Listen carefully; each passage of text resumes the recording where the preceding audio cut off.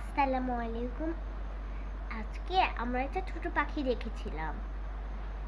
সেই পাখিটা একটা বাচ্চা ছিল। এখানে আপনাদের দেখাবে। ওই যে পাখিটা নড়ছে,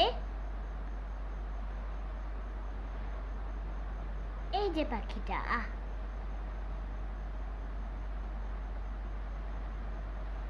আপনার লিটল বার্ড লিখে দেখতে পাচ্ছেন না? এই যে গাছে বসে আছে, সেই পাখিটা এখনো উড়ে শিখেনি।